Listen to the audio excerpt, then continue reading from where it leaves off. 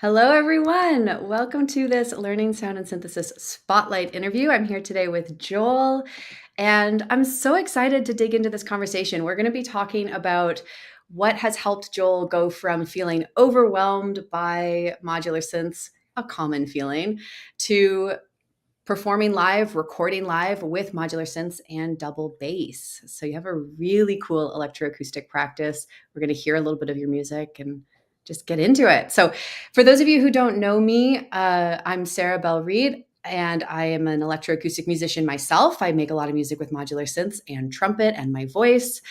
And I'm also an educator, and I help people learn synthesis and sound design and how to make music with electronics. Joel is a student in my class, Learning Sound and Synthesis. And this whole interview series is dedicated to celebrating the progress and the work that the students are doing, and also sharing a little bit behind the scenes in terms of what goes into, learning something new, learning modular, and hopefully sharing some insight that can help all of you as well. So if you're tuning in live, go ahead and say hello. Let me know where you're watching from. It's always good to see folks. Hi, Chris. Welcome. Marcus, good to have you here. Joel, Yes. I've rambled too much. Let's start with you. Can you go ahead and introduce yourself? Yeah, my name is Joel. I've been playing bass all of my adult life, and I started as a teenager. I've played other instruments before and since, but been primarily a bass player for 30 some years, and got interested in electronic music quite young, but I only really had the opportunity to kind of explore it in the last few years. And I discovered modular synthesis, and it just kind of I fell in love, and Yeah. here we are.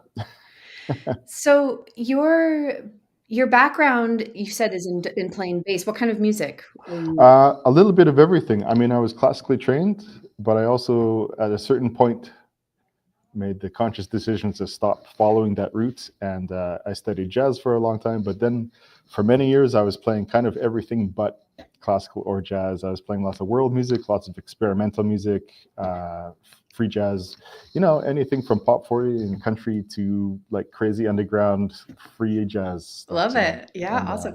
yeah. And then when you said you fell in love with modular synths, what was that starting point like for you? Were you kind of like craving something new in your practice, or did you just stumble across modular synths unexpectedly? Yeah, well, sorry, I'm hesitating because it kind of starts with a little bit of a dark spot. So I went through like a kind of a big depression a few years ago, and what got me out of it was rediscovering my creative side, because I had kind of stopped for a little while. I didn't mention that, but Yeah. and it started with I started by playing a lot with my electric bass, and I had a couple pedals, and I got into that, and then I picked up this one pedal, and that was Bit Crusher, and it had LFOs, and it had all this other stuff, and I was like, "What is all this stuff?" So I was looking up all these. Okay, what's a wave folder, and as I got into it, I realized that it was basically like a miniature synthesizer, and I started getting into these terms, and I started like just exploring, and it was like an explosion of information, and it was just like my mind was really blown. Yeah. And then I kind of went down that path and discovered modular synthesis, and was just completely fascinated. Yeah, I love that. Yeah. Well, thank you for sharing. I know that's a little vulnerable to kind of share that part of your story. But I mean, it's such a nice reminder, I think, in a sense, that there's a couple things that come to mind for me. One of them is that these like ebbs and flows in our creativity and our music and our lives are so normal. And the fact that you're able to kind of reconnect with your creativity and come back out like doing something which seems really exciting and is really, Hmm. really beautiful, is just such a encouraging and inspiring thing to share. So I appreciate that. And Yep. I if would just it, add that creativity is essential to us as human beings. yeah, absolutely. Yeah. Whenever I'm going through something difficult in life, if I can pause and remember, like, let's just make some sound today. Let's paint something completely for no purpose. Let's just Hmm. like express ourselves in some way. It always really helps me remember like and like kind of ground back down onto earth. So I think that's Yeah. an amazing thing to be reminded of. So I'm just gonna build on that, Sure. and just mention that all the stuff, the pedals and then into the synths, like they were all stuff that I was interested in primarily just for myself. Like it was, at the beginning, I never had the intention of not strictly to like do anything with it. It was just like my curiosity that it was feeding my, it was really for myself. It was only later on that I was like, oh, maybe I should share this with people, But, It's a great place to begin. And I yeah. think it's so easy to forget that our creative practice can be for ourselves. Hmm. It's totally valid. Hmm. You can do this just because it's fun. And in fact, that's a great reason to do Yes. it. Oh, yes. So I'm curious, as you decided to get deeper into modular synths, you did mention before we jumped on this interview, when we were talking before, that there was a period of overwhelm where you were kind of like, whoa, what is this? What's happening? Can you elaborate a little more on that? Yeah. So when I first started exploring this, I found some YouTube tutorials and stuff like this, and obviously with VCV Rack, and I had even followed your free mini course for VCV Rack, and which was great. But like anytime I would sit down like at the computer and try and like do something, it ended up either being an exercise or else I would just start pulling in tons of modules, and then it would just be a mess. And Yeah. to be absolutely honest, I still have that sense of overwhelm with VCV Rack. It's like there's too much, and there's too much temptation to try different things, and there's no end to it.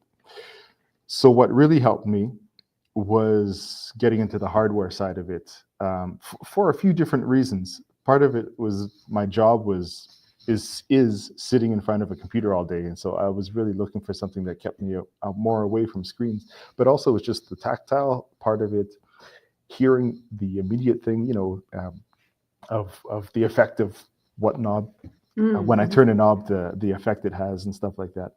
So I started with a Make Noise O Coast, um, and it really kind of was. It was much easier to have like a really concentrated, limited system that allowed me to really explore the different Yeah. concepts, I guess. Yeah, absolutely. Yeah. So, That's a good thing to remember. I understand how when you're in VCV Rack, it can be tempting to just be like, well, I can copy and paste. mhm. But if you are able to still somehow limit yourself, even within VCV Rack, it can be extremely helpful, right? Mhm. Just to Mhm. say, this is just Totally. such a good tip for anyone who's feeling overwhelmed with either learning something new or overwhelmed with creating something new from Mhm. scratch. Just try giving yourselves limitations, and maybe at first they'll feel random. you'll Mhm. you'll be like, well, how do I limit myself? I don't know. Just say, okay, it's 3 minutes, it's 3 modules, and it's 3 main ideas, and that's it, or something. Just, I picked that off the top of my head, but Yeah, well, that three module challenge has come up a few times, and I've tried it. I've even tried doing like a one module challenge. What can you do with one? Like, and it's really surprising what can happen. I'm a big fan of limitations. yeah.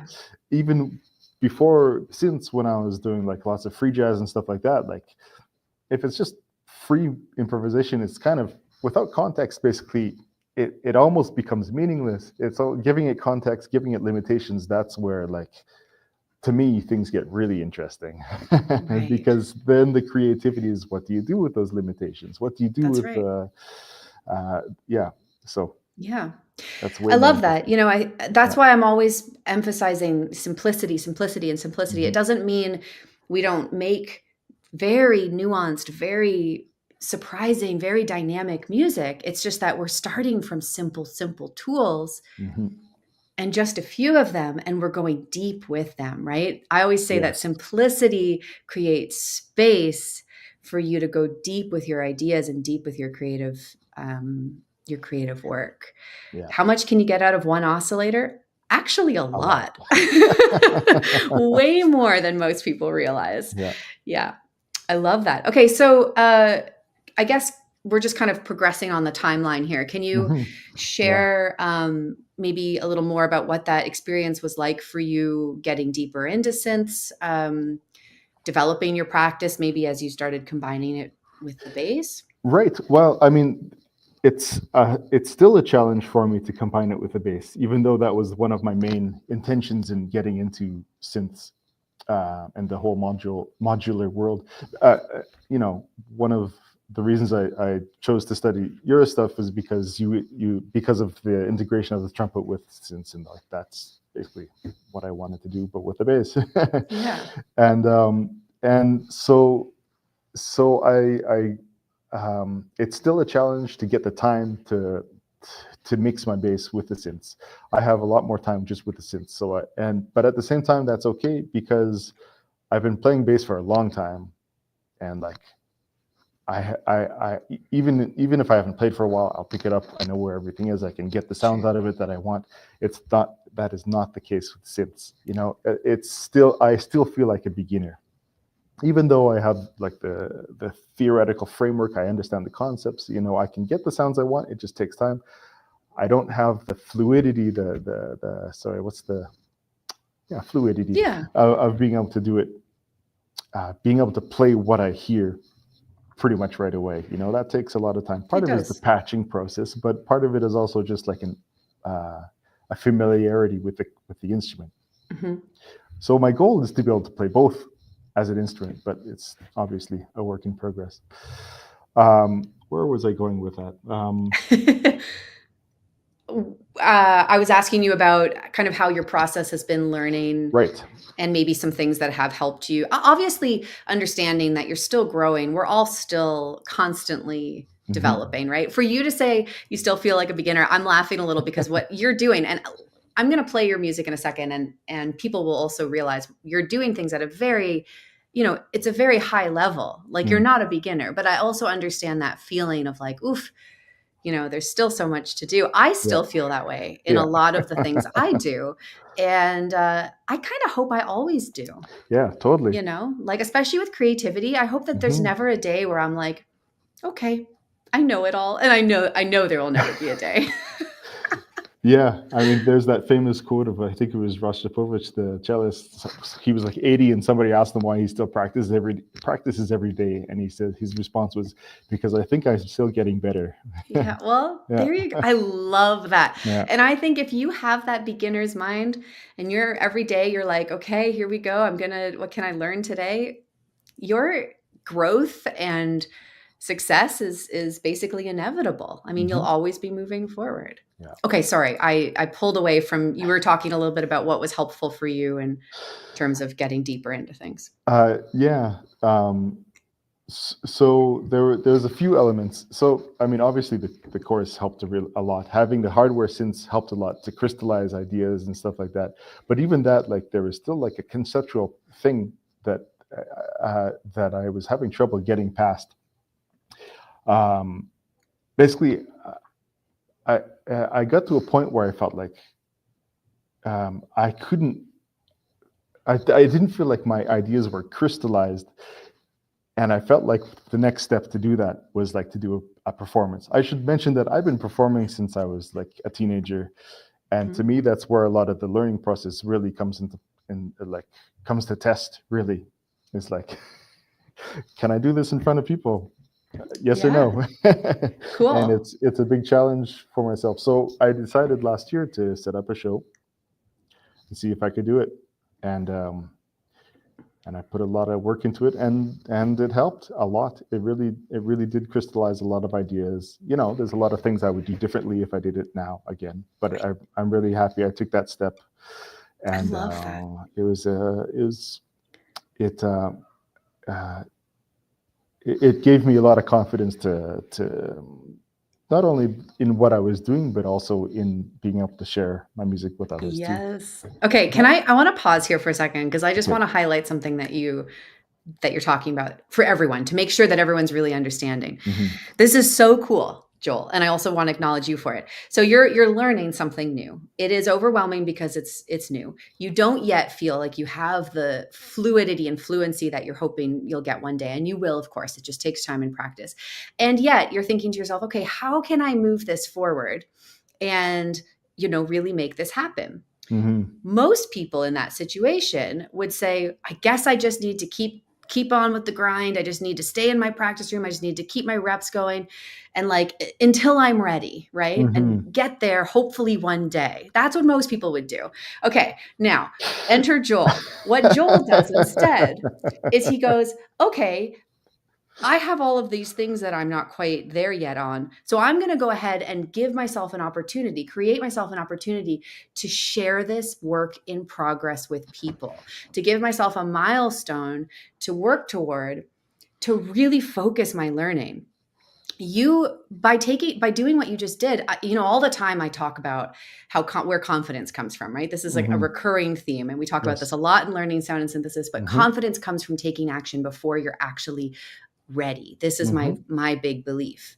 We don't all of a sudden wake up one day and go, I'm confident. Yeah. My cup is full. I am ready. Here we go. It doesn't happen like that. Not And at you all. did this. It's amazing. You had so much room to grow. And you still said, let me share this work in progress. Let me book myself a performance. Let me do what and I bet it was, like you said, there was stuff that could be improved on, but I bet overall obviously. it was well received. It And was super well received. I was happy with how many people came out, and I got really positive comments, and it's just such a good reminder for people who are waiting and waiting and waiting until they feel ready. Mm-hmm. Sometimes the best thing to do is just jump in and take that first step. So good. Okay. This might be a good time. Oh, did you have something else you wanted to say? Well, yeah. Go ahead. Go ahead. Think it's a big topic, and I think I can is. talk about it for a long time. So I'll just add two Go for it. things. One is something I should have said at the beginning. Is I was one of those people who, because of lack of time and lack of time, it took me a long time to get through the course. I was in the fall 2023 cohort, and I didn't finish the courses until I think it was April, maybe May in 2024. So, good 8 months or something. And, it was often repeated that go at your own pace. And I really took that to heart. But, that also means that the performance I did was basically like 2 months after I finished the courses. Amazing. It was really soon after. And then also, I'll say that going back to my point about still having not enough time to do my initial plan with mixing double bass and the modular synths, I kind of had went through a similar process where I was like, okay, I'm just going to book this and I'm going to really get into it and we'll see what happens. So what I did is I booked a week off work while I knew that my family was going to be out of town for most of the time. And I used it like a at-home like residency kind of. Wow. And I've recorded the whole thing. And it was really, really interesting. And I had like a few pages of notes of patches I wanted to try. And I got through those on the first day. And after the first evening, I was like, okay, well, I have a few more ideas. I'll try those out tomorrow. And then after the second day, I was like, okay, now what? And then the really interesting stuff happened. Because I had 3.5 more days to get through where I was by myself with my bass, with my synths, doing what I'd always meant to be doing for the last year and a half. And I was like, so I really pushed myself and I really got quite far into the process. Beautiful. And I was really happy with where it got to, and it went to really unexpected places for me. And and so everything was recorded. I mean, aside from the occasional recording mishap, everything was recorded. And I decided to put it together as an album. Amazing. Right. And that's coming still, right? Yeah. You're working on that. Yeah. But we do have one little pice that we can share a snippet of today with people. Yeah. Okay. Let me go ahead and pull that up. It's a good segue. Thank you for setting that up beautifully. It worked, I guess. It worked. It was a beautiful setup. Okay. So we'll take a little listen here. to some of your bass and modular playing. Mhm. Anything? I think you've set it up pretty well, right? Or is there Yeah, anything else you want to and say? just to make it clear that this is from my week of recording, which if on the LSS community, there's a thread, the EP club, that I've talked about this whole process in there as Okay, well. amazing. I'll just also say that this recording is from my second day of this week, so it's still fairly on, where I still was doing my initial ideas, and I took it way farther after this, but I'm still really happy with Interesting. Okay, this cool. performance. I love it. All right, let's take a little lesson. Hopefully it will cooperate with the streaming.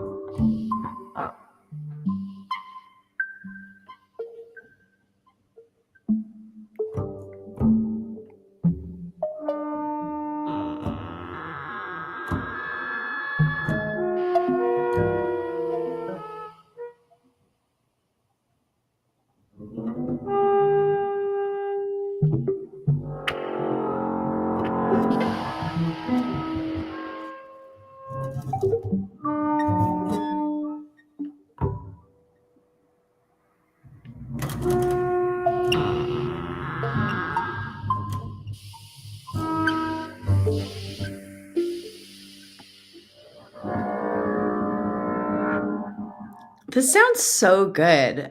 I'm Thanks. sorry to stop it, but you know what? I'm going to leave everyone in suspense, and you're just going to have to go and get Joel's album when it Right. comes out. So it's just such a wonderful combination of sounds. It's Mm. so great. Yes, there's some love coming your way from William. What a combination, bass Thanks. articulations, modular. Yes, it's beautiful. Yeah. Thanks, William. Um, I'm just excited to hear how this progresses and to listen to the full Yeah. album. Yes. Yeah. I hope to. Well, I'm planning on releasing it like end of April. So Okay. Stay pretty tuned, soon. everyone. That's Hmm. amazing. Super exciting. Here, I'll go ahead and drop your Bandcamp link in the Sure. comments for people. If anyone wants to go, you can subscribe. That way you'll be notified. Let me see if I can get it in there. Okay, I think I just dropped it in both places. Okay, amazing. So this conversation's gone a lot of places, but I think I'm kind of curious to recap some of the highlights. I mean, we started off by talking about how just, doing creativity, being creative for yourself can be such a positive and healing thing, right? I would say necessary. Yeah. Necessary thing. Yeah. Yeah. Um, I think that's really, really important. And then limitations. That was another Hmm. big theme, the Yeah. power of creative limitations. Whether you're in software or you're in hardware or you're just compositionally in terms of your creative thinking, giving yourself limitations to work within can sometimes be the biggest gift because it forces you to just think in a different way and go deeper Hmm. with what you're doing. So I love that. What else was there? I'm sure there was more. Um, Confidence, building confidence with just like basically jumping in, That's right. Not jumping in the deep end. That's not waiting until you're ready, not hiding away in isolation. So many Hmm. people are, okay, I need to practice and work and then be alone in my practice and one day I'll be ready to share it. Sometimes sharing something in progress is the best way to crystallize what's working and what's not working so you can Hmm. really move forward. So Hmm. good. Yeah. I love it. Is there anything else that you feel like you want to share at the moment? Um, Nothing off the top of my head, but it's been a wild ride. and It's so and good to, it's yeah. I'm loving every minute of it. Yeah. Yeah, it's just so good to see your work come together, and I'm Hmm. really looking forward to hearing the full album. Hmm. Um, for those of you, I'll just put a little link up on the screen here. This is a special time of year, because this is learning sound and synthesis enrollment time Yeah. right now as we speak. It's very rare. 1 or 2 times a year, the doors are open, and today is the second to last day. So if you have been thinking about deepening your modular synth skills, if you've been thinking, oh, it'd be so nice to maybe work with Sarah and get some feedback on my music, or join a community of people who are passionate about modular synths and sound design, head over to this link, soundandsynthesis.com, read about the course, get yourself enrolled. If you have questions, you can definitely send me a DM. I'll be hanging out in my DMs all day. Let me know what it is you want to learn, and I'll help you see if the class is the right fit for you. But don't wait, because enrollment closes tomorrow, and it is a hard close. The doors shut at 11:59 p.m. and they will not be opening up again till the end of the year. So get your questions in, and I'm more than happy to chat. Okay, I think that's it. Let me just check the comments. William says, yeah, enrollment season. It's very exciting. It really is an exciting time, because we get to welcome in, new students, and then the alumni like yourself, Joel, all get to come back. You're welcome. You've got lifetime access. You can come join our calls, help support the new students, go back through the course again if you want to. I'm constantly going back and Yeah. checking stuff out. Yeah. Good. Okay. Any final parting words? I like sign to. up. You should sign up. No, I'm just joking. What I was going to say is, I always like to ask people, like, in the final words, if you had advice, like just a little nugget of advice, either for yourself a year ago, or for someone out who might be watching, who's kind of going through maybe a little bit of a creative struggle at the moment. What would you offer them? Yeah, well, I mean, a lot of it is just spending time doing this stuff. I mean, we talk about jumping in, but like part of that jumping in is also putting in the time and to do it. Whether it's on your own, whether it's with a course, it's just like, if you're interested, you need to explore that interest. Otherwise, you'll regret it, basically.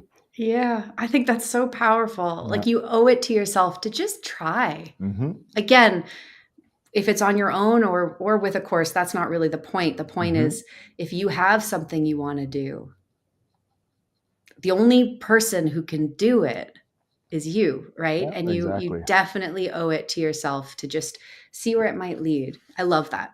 Yeah. It's a good way to wrap up. Thank you. Okay, so everyone who's joining us live, thank you for being here. Pedals and Synthesizers says, glad to start the course. I am glad for you to start the course as well. Badge is saying, how do I start? So go ahead and send me a DM, and I'll send you some resources to help you get started, okay? Because we're just wrapping up here. But if you're coming in at the tail end and you've got questions, head over to my DM, send me a DM, and we'll keep the conversation going there. Joel, thank you so much for joining. Yeah. Please keep us posted, and please keep exploring. I know you will, but I want to express my enthusiasm. Go follow Joel on Bandcamp, subscribe for notifications so that when that album comes out, we'll all be ready to hear it. Yeah. I think that's it. I'm sure I'll post it on the forum too. So post it. Oh, for sure. Please do. Absolutely. Okay. All right. Thanks, everyone. Take care. I'll see you at the next live stream. Bye for now. Bye.